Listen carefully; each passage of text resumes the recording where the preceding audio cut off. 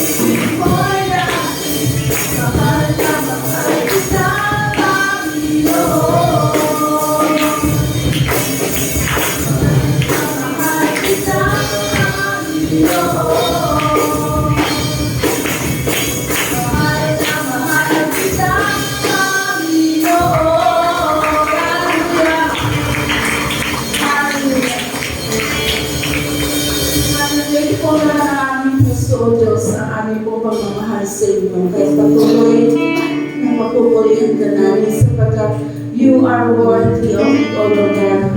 Karapat dapat kang sambahin, O Diyos. Karapat dapat kang papurihan. Sapagkat ikaw lamang ang Diyos. Ang Diyos na nagligtas sa amin. Ang Diyos na nagmahal sa amin. Ang Diyos na nagbigay ng kanyang buhay para sa amin. Maraming salamat po, Diyos. Hallelujah.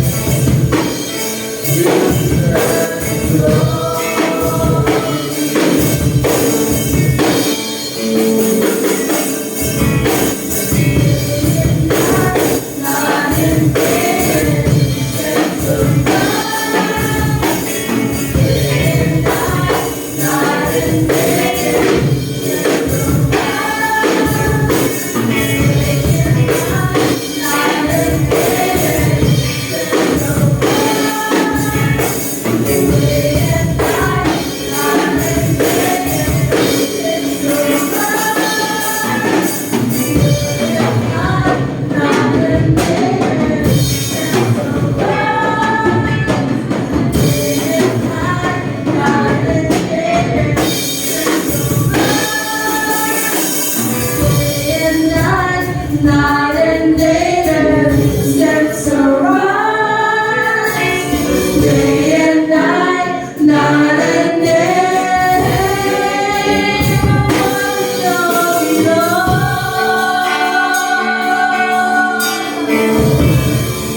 You are worthy of it all.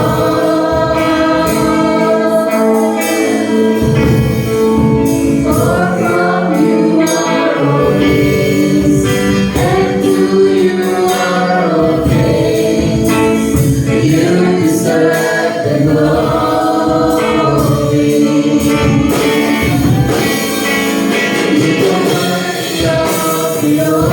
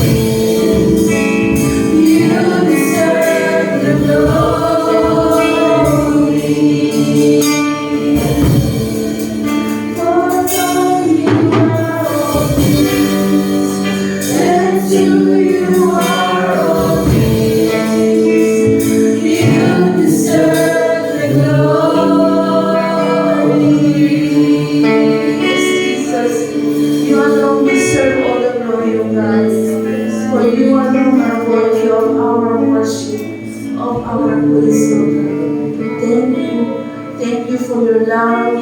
Thank you for your kindness. Thank you for your life that you have given for us. Salamat, salamat, salamat po, Diyos. Salamat. Ikaw lamang po, Diyos, ang karapat-dapat na bigyan namin ng papuri at pagsamba. Salamat po, O Diyos. Maraming salamat.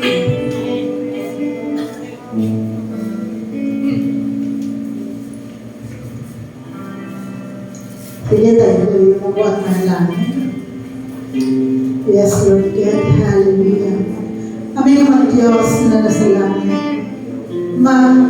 Karapat-dapat kang purihin sa bahin pasalamatan sa lahat ng may hilinga.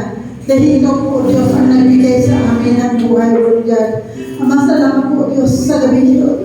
Na kami po, Panginoon, ay pinagkakaisa sa lugar na ito. Alam mo po, Diyos, bago po kami pumunta sa lugar na ito, Lord God, marami po, Panginoon, mga hadlang upang hindi kami makarating sa lugar nito. Ngunit, Ama, maraming salamat dahil napagtagumpayan namin ito. Maraming salamat dahil ikaw po, Diyos, ang humipo sa aming puso, sa aming isip, upang makita sa gawain na ito, Lord God.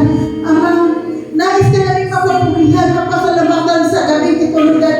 Kaya maraming salamat sa bawat kaluluwa na narito, Lord God, sa gabi na ito. Salamat po sa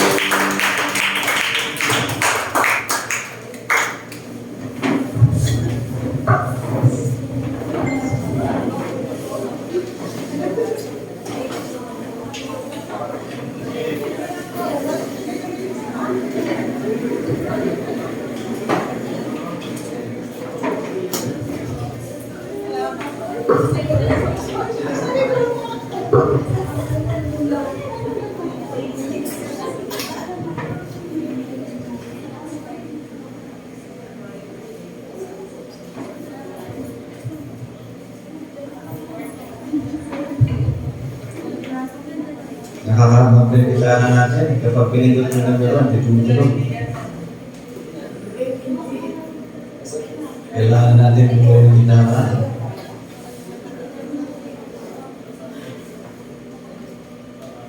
Okay. Taas ang kamay ng mga nandun sa camp nung nakaraan. Taas ang kamay. Sa likod.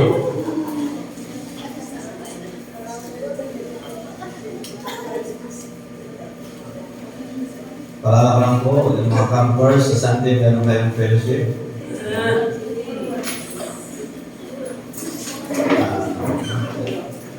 Ayan, sa harap po kayo, sa harap.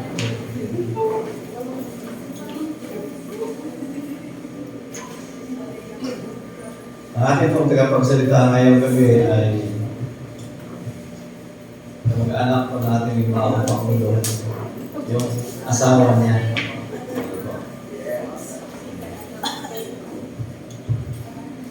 Pero hindi ko alam kung talagang mag-anak sila. Baka pilido lang. Siya po ay meron ng dalawa po ang kanyang anak, isang lalaki, isang babae. Yung kanyang anak po ng babae ay graduating na. At hindi po magtatagal ay makakatulong na sa gastusin ng pamilya. At ang kanyang pong anak ay naimbitahan na rin po sa mga gathering tulad ng retreat. Nakadalawang retreat na siya. At sabi ko nga sa kanya, ihanda na niya yung kanyang sarili sapagkat pag nagsimula ka sa Pilipinas at merong mag-invite sa'yo, ibig sabihin, may nakikita sa'yo, balang araw, dadalhin sa ibang lugar. Ang kanyang pong anak ay nagdi-devotion. Wala bang kapatid ng devotion mo? Ha? Wala. Sino rito sa inyo ang nagdi-devotion ng walang kapatid sa kamay? Ayan. Sabi ng ating mga mentor nakaraan, marami daw mga babaeng devotion pero hindi nagdi-devotion.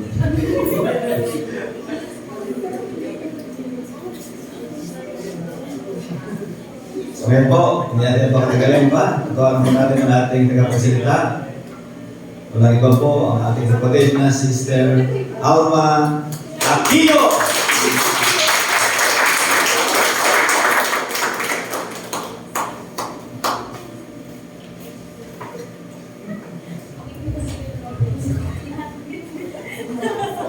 Salamat po, Pastor. Akala ko ipapasa ko lang yung devotion note ko po. Ito po yung aking devotion note ko. Papasa mo po kay Ma'am Shi. Okay, magandang gabi po. Pinagpalang gabi po sa ating lahat. Actually, ano po, nung kagabi po tumawag si Pastor, pero hindi ko po nasagot yung tawag niya. Kaya nung umaga, nakita ko po na may message siya. Nakita ko na message siya na kung pwede, ikaw po ay mag-message ng midweek. Pero hindi ko po alam kung anong midweek. Nung umaga, tinext ko po siya, sabi ko, Pastor, para po ba next week o para po mamaya? Medyo matagal yung sagot. Pero nag-review na ako, sabi ko, reviewin ko na itong devotion note ko, sabi ko gano'n. Para kung sakali man, mamaya, medyo okay na, sabi ko gano'n. So, hindi po siya nag-response. Ito mga 10:30 na. Medyo sabi ko, siguro meron ng ibang nasabihan si Pastor, sabi ko gano'n. Pero nung tinext ko po si Ma'am, tinanong ko po kasi baka hindi pa nababasa ni Pastor yung aking message. Sabi niya po, kaya mo ba? Nakatakot. Sabi ko, okay lang naman po, kung yung devotion ko lang yung aking i-share, kasi kompleto naman po ito. Matatapos ko lang po yung Book of Mark. So sabi niya, mas maganda yun, sabi niya, para personal. So eto po, ito lang po talaga, devotion po talaga yung dala-dala ko. Sige po, manalangin po muna tayo. Ama namin Diyos na nasa langit, patuloy ka po namin pinapupurihan, pinasasalamatan at itinataas si Levito. Maraming salamat po sa patuloy na pangungunan po sa amin, sa pag-iingat, sa patnubay, sa mga biyaya na iyong pong binibigay sa amin sa araw-araw. Humihingi po kami ng kapatawaran sa anumang kasalanan na magiging hadlang upang kami po ay malayang makalapit sa inyong Panginoon at malayang maihayag ang inyong mga salita, Lord. Ang patawarin niyo po kami, Panginoon. At sa gabi ito, humihingi po ako ng patnubay, gabay at talino na nagagaling po sa inyo nawa. Ang iyong mga salita lamang, ang maihayag, ang nais ko lamang po ang masabi sa gabi ito. Pangunahan niyo po ang bawat isa. Maraming po salamat kung aming dalangin sa pangalan ng Jesus. Amen. Nung ako po ay pumili, sabi ko, tingnan ko kung anong maganda. Sabi ko, tapos, tinignan ko yung merong mga nilagay si Mams na mga amen. Sabi ko, siguro ito yung maganda kasi 3 amen sa isang devotion ko yung nakita ko. So ito nga po yung pinili ko. Devotion ko po siya noong March 7, Tuesday, nakalagay dito. Makikita po siya sa Marcos 9, 42, verses 42 hanggang 15. Sa Marcos 9, verses 42 hanggang 50. Isundan na naman po niyo ako sa inyong mga hawak na cellphone or Bible. Sa verse 42, sabi po dito, mabuti pa sa isang tao ang siya'y bitina ng isang malaking gilingang bato sa liig at itapon sa dagat kaysa maging sanhi ng pagkakasala ng isa sa maliliit na ito na nananalig sa akin. Verse 43, kung ang kamay mo ang nagiging sanhi ng iyong pagkakasala, putulin mo. Mabuti pa ang mapunta ka sa langit ng putol ang isang kamay kaysa may 2 kang kamay na mahuhulog ka naman sa impyerno, sa apoy na hindi namamatay. Doon, hindi mamamatay ang mga uod na kumakain sa kanila at hindi mamamatay ang apoy. 45. Kung ang paa mo ang nagiging sanhi ng iyong pagkakasala, putulin mo. Mabuti pa ang mapunta ka sa langit ng putol ang isang paa kaysa mahulog ka sa impyerno. Doon, hindi mamamatay ang mga uod na kumakain sa kanila at hindi mamamatay ang apoy. Verse 47, at kung ang mata mo ang nagiging sanhi ng iyong pagkakasala, dukutin mo. Mabuti pa ang pumasok ka sa kaharian ng Diyos nang bulag ang isang mata kaysa may 2 kang mata na mahuhulog ka sa impyerno. Doon, hindi namamatay ang mga uod na kumakain sa kanila at hindi mamamatay ang apoy. 49, sapagkat ang bawat isa ay dadalisayin sa apoy. 50, mabuti ang asin, ngunit kung wala ng lasa, paano ito mapapaalat ulit? Taglayin ninyo ang katangian ng asin at sa gayoy magiging mapayapa ang inyong pagsasamahan. Purihin po ang Panginoon sa kanyang mga salita. Okay. Ang title, siguro po kung mapapansin nyo, yung dinasa po nating mga verses, may mga paulit-ulit doon na mababasa po tayo. At medyo yung pagkakasulat po, ito po ay sinulat ng ating Panginoon. Siya po yung nagsabi doon. Medyo strong. Kasi nakalagay doon, putulin. Diba? Nakalagay doon. Paulit-ulit na sinasabi ang mga salita doon. Kaya po yung title ng i-share ko po sa inyo ngayon ay may pamagat na Spiritual Amputation. Spiritual Amputation. Nung naghahanap po ako kanina kung ano yung pwede kong illustration, tumingin po ako sa Google at Simulat ko lang doon, story about amputation. Meron po akong nabasang story. Ito po ay story ni Aaron Ralston. Pwede niyo po siyang tingnan sa Google, nandun po siya. Story po siya ni Aaron Ralston. Isa po siyang hiker. At siya po ay nagplano na mag-hike po siya. Usually, di ba, pag hiking, bundok, or mga matataas na lugar. So siya po ay pumunta sa Blue John Canyon. Nakatagpuan siya sa Utah, USA. At habang siya po ang nag-hike, mula po sa taas, ang kanyang hike ay descending. Ibig sabihin, mula sa taas, pababa. At pagdating na doon sa ibaba, marami siyang makikitang magagandang bagay. At habang siya po ay pababa sa kanyang pag-hike, nasa 70 feet na po yung kanyang nararating, at medyo makitid po yung lugar na kanyang pinag-hikingan, merong isang malaking bato na ang timbang ay 800 pounds na nahulog mula doon sa tuktok papunta po sa kanya. So dahil maliit po yung lugar, ang nangyari po, pagkahulog ng bato, naipit po yung kanyang kanang braso.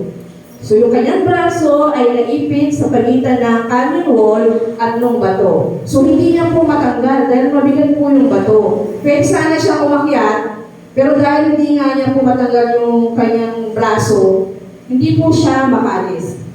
So hindi alam ng pamilya niya, wala po nakakaalam sa plano niya na siya po ay mag-hiking. So hindi alam kung nasaan siya, hindi alam kung ano yung sitwasyon niya na makakakilala niya.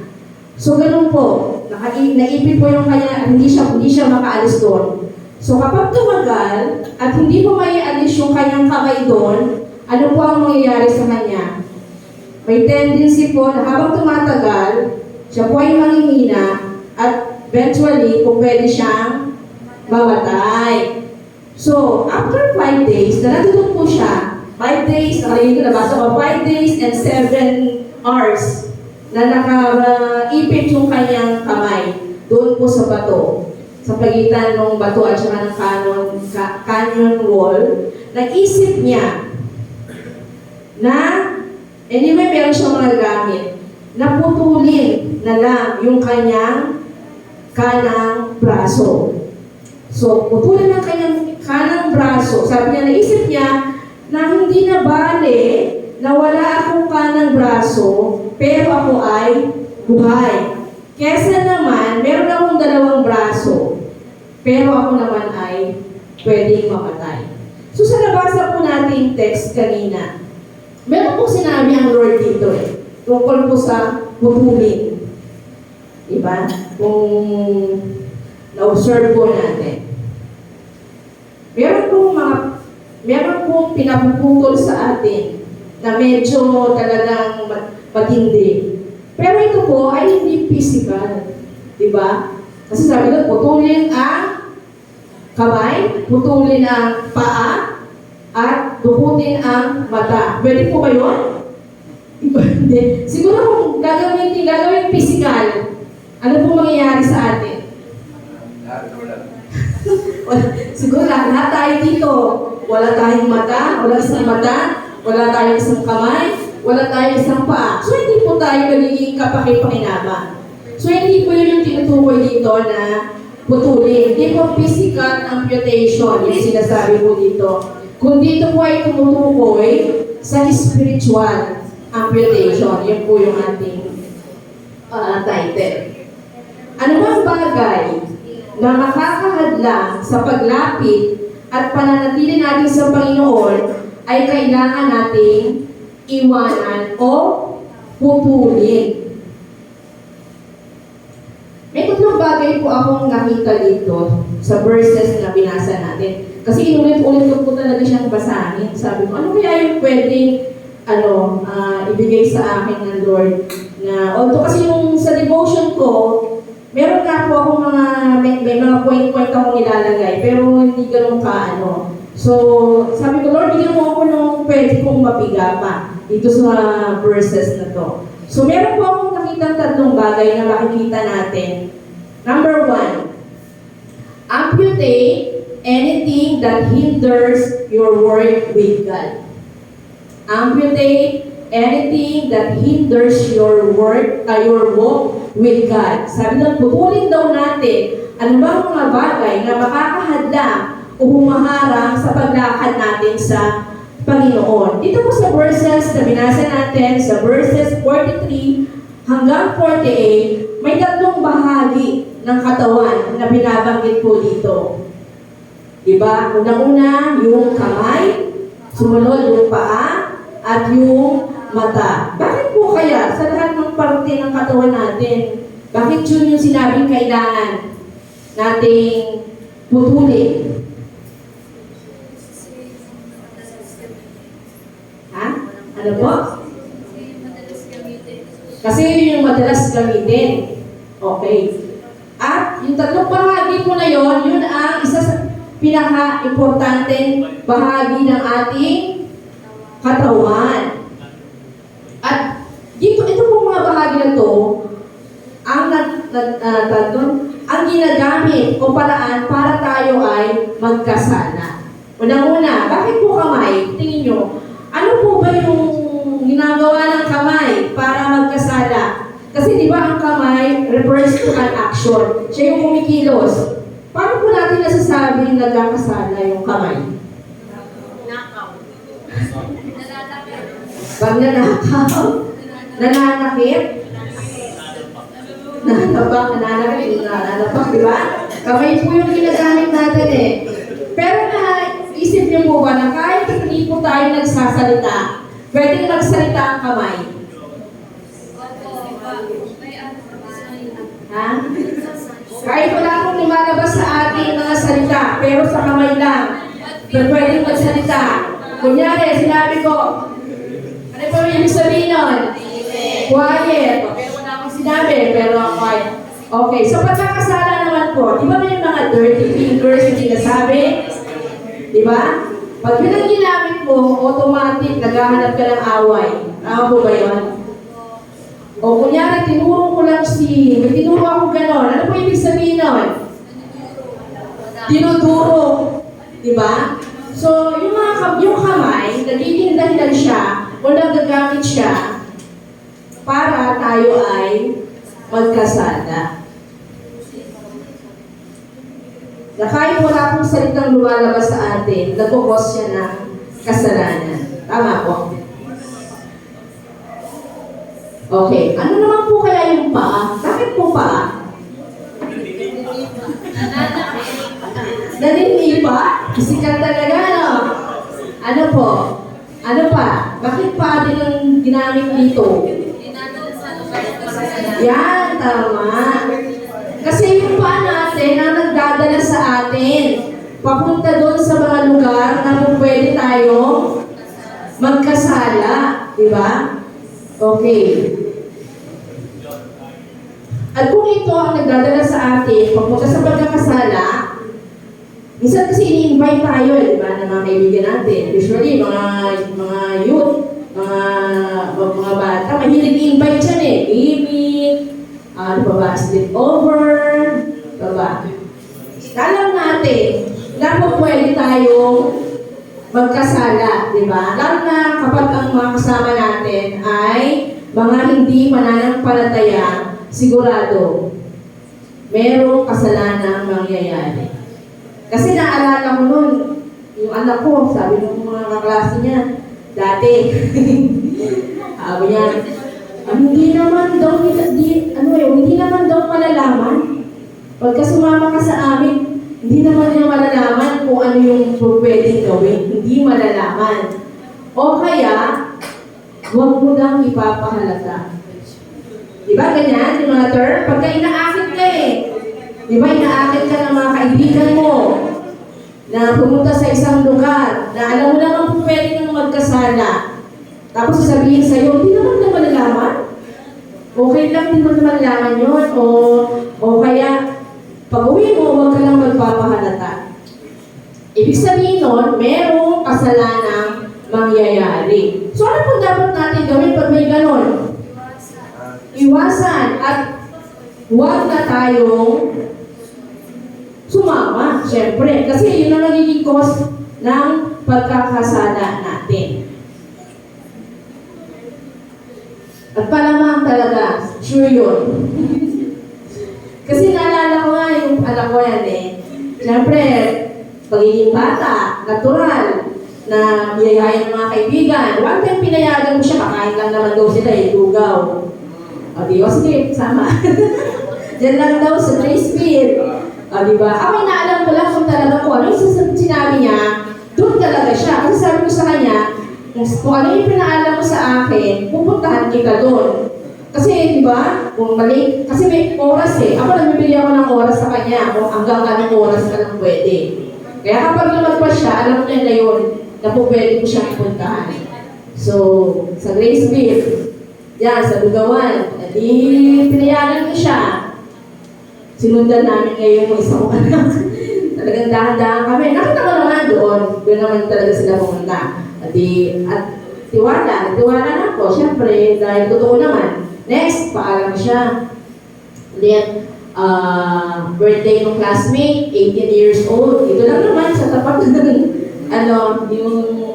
dyan, San Roque. Katapat nun, may malaking lote dyan eh. Diyan nakatala yung classmate niya. Step over. Every time, kinukwanta ko siya. Kasi alam ko yun eh. Kaya alam ko, sinabi niya dito na naubos niya yung chaser. Yun yung ininom niya. Kaya napagsabihan siya naubos niya yung chaser. So, talagang alam natin na kung pwede na kapag ikalaw natin yung sarili natin sumama, may kung pwedeng mangyari lalo na yung mga non-Christian. So, ano dapat natin gawin? Huwag na tayong tumuloy. Kasi yung magiging daan para tayo ay magkasala. Okay, yung pangatlo, bahagi ng katawan. Yung mata. Diba? Sabi ko, tukitin. Sakit yan, di ba? Bakit kaya mata? Ha? Bakit? Kasi? Nakakakita ng chismis? Bakit kaya mata?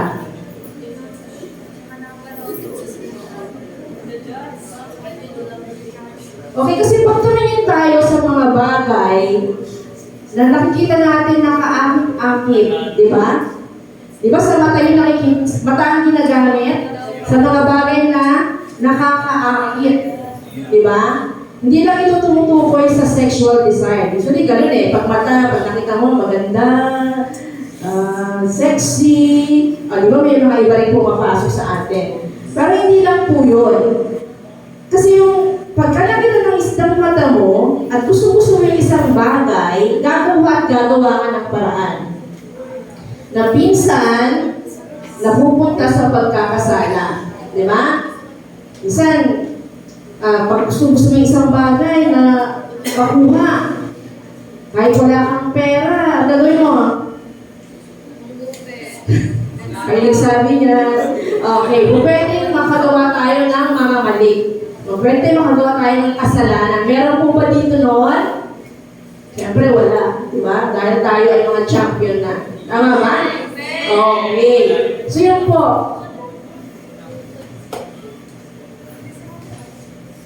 Sabi po dun sa verse na binasa natin, merong tatlong beses na inuulit doon. Sa verse 43, 45, and 47, ano yung tatlong bagay na paulit-ulit na sinasabi doon?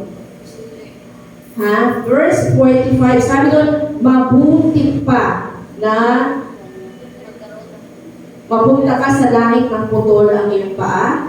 Tapos sa 47, mabuti pa na pumasok sa harian ng Diyos na bulag ang isang mata. Mabuti pa napunta sa langit na putol ang iyong paa. Mabuti. At meron pang isang bagay na tinutukoy doon at binibigyan siya ng ilustrita ng paglalarawan dito. Mahulog sa impyerno. Diba? Tatlong ulit din sinabi yun eh. Sa verses 43, 45, 47, at sa verses 44, 46, and 48, ipinapakita doon kung ano yung itsura ng impyerno.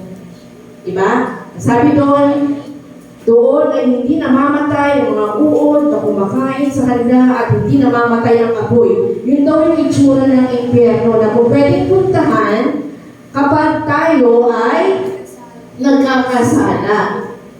Bakit po kaya tatlong beses inuulit itong mga salita na to. Mabuti pa, tsaka yung impyerno, at tsaka yung paglalarawan kung ano yung impyerno. Bakit kaya tatlong beses inuulit? Okay. Kasi po, ito ang nagsisilbing warning. Paalala sa atin kung gaano katindi yung consequence na kung pwede nating mapagdaanan o mapuntahan kung tayo po ay magkakasala against sa ating Panginoon. Sabi po sa Colossus 3, 5 and 6, sa Colossus 3, 5 and 6, sabi doon, sa verse 5, kaya dapat na mawala sa inyo ang mga pitang makalaman, kahalayan, pangangalunya, mahalay na simbuyo ng damdamin, masamang nasa at pag-iimbot sa isang uri ng pagsamba sa Diyos-Diyosan. Verse 6, dahil sa mga bagay na ito, ang Diyos ay napupuot sa mga taong lumalabag sa Kanyang kalooban. Ang sabi po doon, ito po yung mga bagay na dapat daw natin mawala sa atin at putulin natin sa ating mga buhay. Dapat natin patayin po ito, ang mga bagay na ito. Kasi kung hindi, itong mga bagay na ito ang papatay sa ating Christian life. So yung mga bagay na hindi po magaganda, against po sa will ng Panginoon, dapat po yan ay atin na po winawaksi, inaalis, pinuputol, para hindi po masira yung ating Christian life. Pangalawa po, amputate anything that hinders your work among the believers. Pangalawa ko po nakita, amputate anything that hinders your work among the believer. Putulin daw po natin ang mga bagay na makahadlang sa paglilingkod natin kasama ng mga kapwa nating mananampalataya. May pagkakataon po sa buhay natin bilang Kristiyano, nasa high po tayo ng ating Christian life. Especially ngayon po, alam ko, yung mga galing ng camp, yung galing ng retreat, ang spiritual life po nila ay talagang mataas. Tama po? At ang prayer po natin na sana po yung kung nararamdaman yung init, yung pong high level ng ating spiritual life ay hindi po matapos ngayon. Kundi dapat po ito ay magpatuloy. Yung apoy na meron tayo, dapat hindi po natin hayaang mamatay. Dahil tayo po ay mga champion, di po ba? Amen. Okay, pero meron din pong time na tayo po ay nasa low ng ating spiritual life. Mababa po yung ating spiritual life. At syempre, kapag mababa ang ating spiritual life, tayo po ay sensitive. Tama po ba yun? Nagiging sensitive po tayo sa mga bagay, sa mga naririnig natin, sa mga nakikita natin, nagiging sensitive po tayo doon. At dito po dapat tayo ay maging maingat o maging careful po tayo. Lalo na po dun sa mga leaders, sa mga tumatayo po dito sa harapan, sa mga ginagamit po. Mag-ingat po tayo sa mga ginagamit po nating mga salita para po patungkol dun po sa mga kasama natin. Dahil minsan po yung mga ginagamit nating salita, imbes na makapag-uplift po, ay nakakapag-down pa po sa atin. Putulin na po natin yung mga salita na nakakapagpababa po ng moral.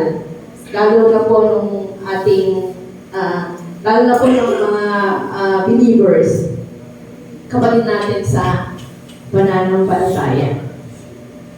Sabi po sa verse 42, sa unang pong verse na binasa natin, mabuti pa sa isang tao ang siyang bitinan sa leeg ng isang malaking giningang bato at itapon sa dagat kaysa maging sanhi ng pagkakasala ng isang maliit na ito na nananalig sa akin. kesa maging dahilan ng pagkakasala ng isang maliit na ito na nananalig sa akin. Sino po yung tinutukoy na maliit dito? Hindi po siya yung sinasabi sigurong bata. Hindi po bata ito eh. Sa pagkakaintindi ko po, ewan ko kung si Baso ayusin na lang po medyo. Yung po sinasabi ditong maliit ay tumutukoy po ito dun sa mga nakikita natin sa church na paupo lang, pangiti-ngiti lang, hindi involved sa mga gawain, or tama po ba yan? Or simpleng attender lang. Yun po yung tinutukoy na sinasabi nitong maliit. At huwag po natin hayaan na yung tungkong mga maliliit na ito, na tayo, bilang mga Kristyano, ang maging dahilan ng kanilang stumbling block. O tayo ang maging dahilan para sila ay matisod at lumayo sa ating Panginoon. Dahil, sabi po doon, meron pong doon sa verse 42. Dahil pananagutan po natin kapag tayo po ang naging dahilan ng paglayo ng ating kapatid sa Panginoon. Pangatlo po, amputate anything that hinders your witness to the unsaved. Amputate anything that hinders your witness to the unsaved. Putulin po natin ang mga bagay na makahahadlang para makita sa ating mananampalataya kung sino ang Diyos na ating pinaglilingkuran. In short po, maging asin at ilaw tayo sa ating kapaligiran. Sa verse 50, sabi mo dito, mabuti ang asin, ngunit kung mawala ang lasa, paano ito mapapaalat ulit? Taglayin ninyo ang katangian ng asin, at sa gayoy, magiging mapayapa ang inyong pagsasamahan.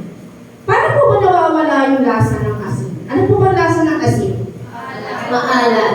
Paano po ba siya nawawala? Nawawala yung lasa niya?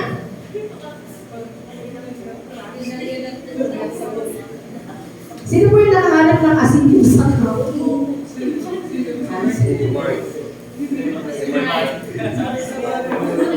Okay. Paano po mawawala yung lasa? Kapag ka po siya inihalo sa tubig, diba? Mawawala yung lasa niya. Or kapag siya ay inihalo sa ibang substance, sa ibang iminig siya sa ibang mga pampalasa, hindi na natin malalasahan yung lasa ng asin. Ang asin po ay sinisimbolo ng inward character o yung ating pag-uugali. Sa Bible po, sa binasa natin, ang sinisimbolize po niya or salt speaks of inward character, yung ating pag-uugali, na pwede maka-influensya sa mga unbeliever para makilala ang Panginoon. Yung mga ugali na meron tayo bilang Kristiyano, kung pwede po yung maka-influensya sa mga hindi mananampalataya para makilala nila ang Panginoon. So, ang light naman speaks of outward testimony. Kung yung asin ay attitude, yun namang light ay outward. Yung nakikita sa atin. Kung paano tayo nag-shine bilang isang Kristiyano, kung paano nakikita yung kabutihan natin sa ating kapwa, yun po ang nakikita at nagsisignify sa ating Panginoon at nakikita ng mga hindi mananampalataya. At ang ating pong tungkulin, ano po ba ang tungkulin ng mga mananampalataya? Ano po ba yung task natin o tungkulin natin? Tungkulin natin ay panatilihin ang purity at holiness sa ating pagiging Kristiyano. Ano yung sabi ng purity?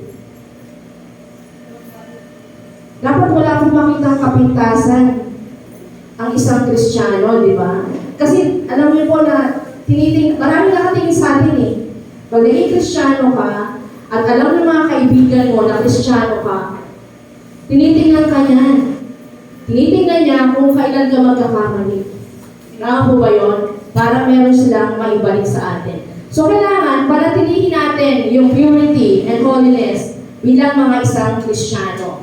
Para yung mga taong nakapaligid sa atin makikita kung ano yung pagkakaiba natin o yung naging pagbabago natin simula nung nakilala natin ang ating Panginoon. Nabasa ko po, sabi doon, a damaged testimony is hard to repair. Yung nasirang testimony, ang hirap niyang ayusin. At ang lost testimony is hard to restore. Ang nawalang testimony na meron ka, mahirap na rin ibalik. Kasi our testimony is important. Our testimony is fragile. Totoo ba yun? Ang testimony po natin sa mga non-believer, para siyang babasagin na anumang konting laman or konting sira ay makaka-apekto po sa ating pagiging Kristiyano. Makaka-apekto po siya sa Diyos. Dahil tayo po ay simbolo kung paano ang Panginoon ay minahal tayo. Okay. So, sa conclusion na po. Sabi po dito, ito po yung nabasa ko na medyo sa akin, nag-sync or nag-rema. It is so much easier to maintain a good testimony that is to repair a damaged one. Mas madali po bang i-maintain yung magandang testimony? Di ba mas madali siya? Mas madaling gumawa ng mabuti. Mas madaling ipakita yung kabutihan ng Panginoon. Kesa naman po, ayusin yung sira. So, it is much easier to maintain a good testimony that it is to repair a damaged one. So, bilang mga Kristiyano po, dapat panatilihin po natin ang purity and holiness sa ating mga buhay. Tayo po ay manalangin. Ama namin Diyos, maraming pong salamat sa inyong pong pangunguna. Salamat po sa mga salita na nasabi sa gabi ito. Nawa po ang mga salitang ito ay hindi mawala ng kabuluhan bagkos amin pong magamit sa aming pang-araw-araw na pamumuhay. Ikaw po ang patuloy na gumabay sa bawat isa. Ikaw po ang patuloy na manguna, Panginoon, sa anumang pong direksyon na sa aming pong pagiging Kristiyano, Lord. Paunahan po kami at patuloy na patnubayan niyo po. Maraming po salamat. Ito ang aming dalangin sa pangalan ni Jesus. Amen.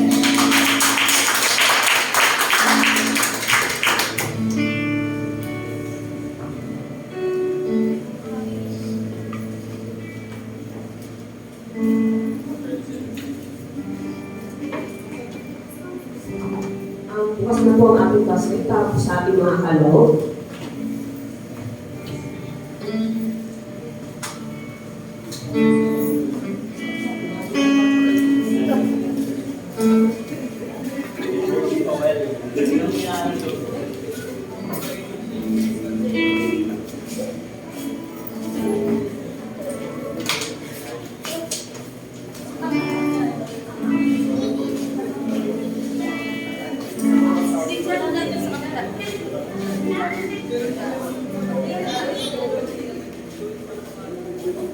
Pagsasayin po ang lahat. Ituon po natin ang ating buhay sa ating mga kaloob.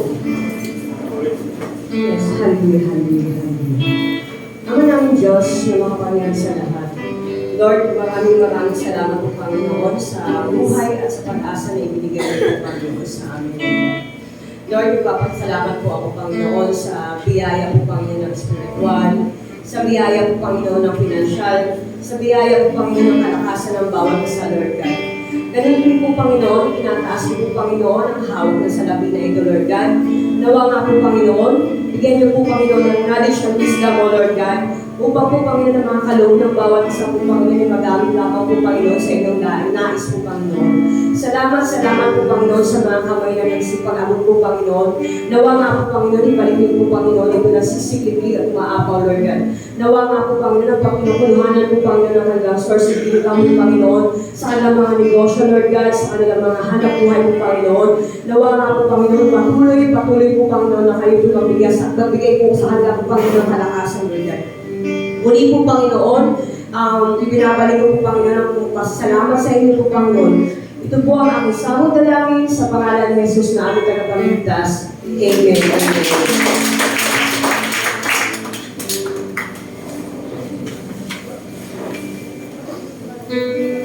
So, ang word po na amputation ay putulin ang bahagi ng part ng katawan ng tao. Ito po ang word na amputation. Putulin, alisin.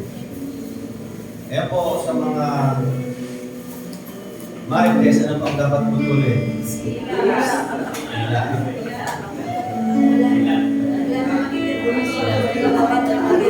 Sa mga namumupit, ano puputulin?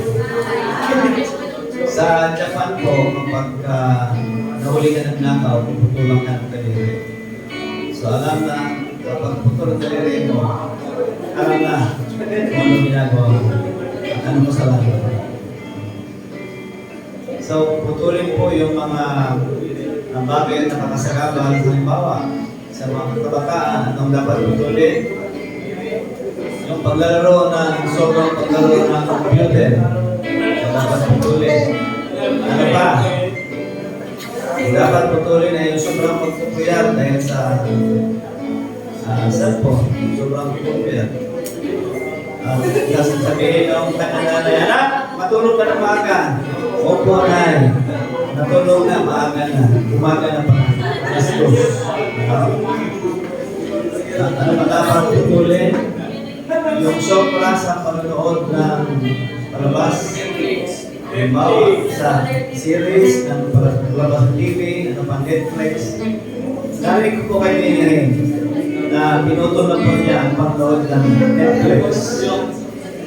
Ako po, pinutol ka rin panonood ng boxing. Hindi na po ako nanonood ng boxing ngayon. Kasi dati, hindi ko ako nanonood ng boxing. Kaya po, pinutol ko lang. Kaya, nagkaroon po kami ng Netflix. Ano po? At yung Netflix po namin ay matatapos na. Kaya po, sinamantala ko na. Kasi, matatapos na. Magwawakas na. Pero, may mga bagay po kasi umaalipin sa atin na dapat natin putulin na ito ay nakakasagabal sa ating paglilingkod sa Panginoon. Halimbawa, yung pagiging mainitin ng ulo, dapat putulin o alisin nyo. Kasi pagiging sagabal. Ano ba ang dapat natin putulin? Yung kayamanan, dapat putulin o alisin nyo. Baka meron kayo dyan yung katabing mayayabang, sabihin mo putulin mo rin kayabangan mo. Ano pa? Yung gluttony, dapat putulin yun. Ano yung sabihin ng gluttony? Sobrang katakawa. Dapat putulin yun. Pero ba yung sobrang katakawa? Ano pa? Ano pang dapat putulin? Alisin.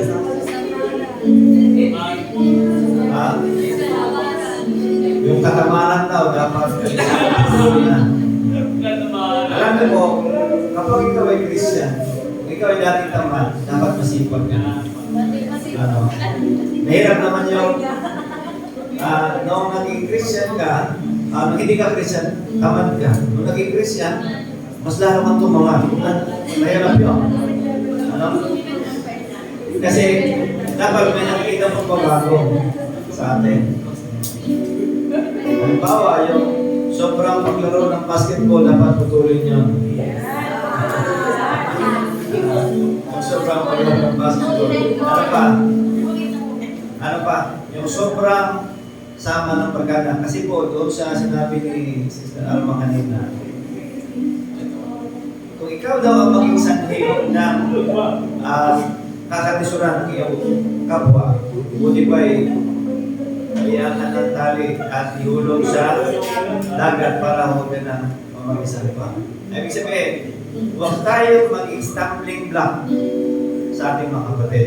Yan ang sasabi ni Timothy, chapter 4, verse 12, na tayo maging halimbawa sa pananampalataya, sa pag-ibig, sa pananalita. Kaya, hindi tayo dapat magiging katitisuran.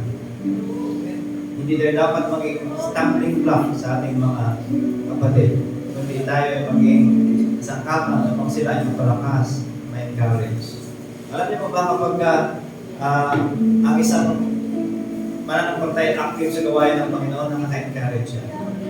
Ano po? Napapalakas ka. Kapag lagi mo nakita umaten, sa cell group, sa midweek, sa Sunday service, na-encourage ka sa kanya. At lalo na kapag nag-praise and worship, siya ay parang umilipat, katulad ni Bana. Di ba na-encourage kayo? Ano? Pag si Bana ay nasa harap, nag-praise and worship na, hindi ba nakaka-encourage sa song leader, sa nagpapaawit, kapag nagpapaawit ka, yung audience ay talagang nagkikisa sa pagpupuli sa Diyos. Pero kapag ikaw ay song leader, tapos nagpaawit ka, ang mga tao ng ganyan lang. Hindi mo ba? Parang ang bigat. Napakabigat. Bakit? Kasi parang walang buhay. Pero pag natulad ni Bana, praise and worship. Di ba? So nakaka-encourage sa nagpapaawit. At yung mga meron bang pare na nakatabi noon, pare ng Divine Mercy, si Padre Vic. Nagpe-praise and worship kasi po, magkasama kami sa isang gathering ng mga churches. Katabi ko yung pare. At ang nagpa-awit yung church na ni Pastor Jun Luna. Ano po? Natapos na maraming mga matatanda, mga El Shaddai. Noong nagpe-praise and worship niya, ang active na mga matatanda. Ano po? Ngayon, yung pare, ng katabi ko, tinitingnan ko siya ano ang magiging reaction niya ng praise and worship niya. Ginawa ko siya. Yung una, nakatayo siya ganyan. Aba, ang tagal, magagaling siya. Nakikiisa. So, mga kapatid, kapag tayo ay sumasamba, nagpupuri sa Diyos, dapat alive at active tayo. Amen po ba? So, ating putulin ang anumang bagay na nakahadlang sa ating paglilingkod sa Diyos. Amin po ba? Yes. Meron kayong ugali na hindi po nakakatugod sa Panginoon, putulin. Sabihin niyo kay Lord, pagbuhin niyo po ako. Alisin niyo po ano bang ugali na nasa akin na hindi po nakalulugod sa inyo. At ang nakakita noon yung mga barkada ninyo, ang nakakita noon yung mga magulang ninyo, kung anong ugali na meron tayo. Kaya, magpabago kayo sa Panginoon. Kapag kayo ay nagpabago sa Panginoon at seryoso kayo, tiyak pabaguhin kayo. Kasi po ito ang Panginoon ay ang gusto niya yung ating karakter mabago. Kasi mahirap na maglingkod tayo sa Diyos na yung ating karakter hindi mo nababago. So kailangan magpabago tayo ngayon. Kapag seryoso tayo sa Panginoon na magpabago, yan pabaguhin tayo. Kasi dapat tayo ay nakikiisa sa Panginoon. Gusto ng Panginoon na mabago tayo para magamit niya tayo mightily. Kaya po, putulin na natin yung yung pag-iinom, paninigarilyo, ano pa ba? Putulin na natin yung mga habit natin na hindi po nakalagay sa Panginoon. Upang sa kayo, makapupuot tayo sa ating learning, sa ating spiritual life. Amin po? So tayo po ay tumayo at manalangin po tayo.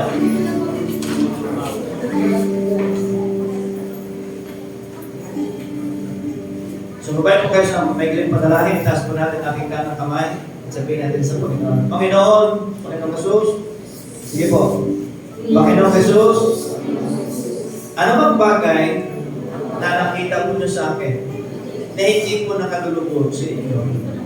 Alisin po ninyo ito. Dalangin ko, Panginoon, na baguhin niyo po ako Hubugin niyo po ako. Help me, O Lord, to be a person you want me to be. Dalangin ko po, aming Diyos, na ang buhay ko ito ay mold po ninyo, ayon sa nais po ninyo. Dalangin ko po na ang buhay ko ito, Panginoon, ay inyo nawang gamitin upang sa gayon ang pangalan po ninyo ang maluwalhati sa pagitan ng buhay ko ito, aming Diyos. Mula sa gabing ito, Panginoon, narito ang aking buhay. Handa ako magpahubog sa inyo. Katulad ng isang palayok, Panginoon, na inyong hinuhubog po ang Diyos.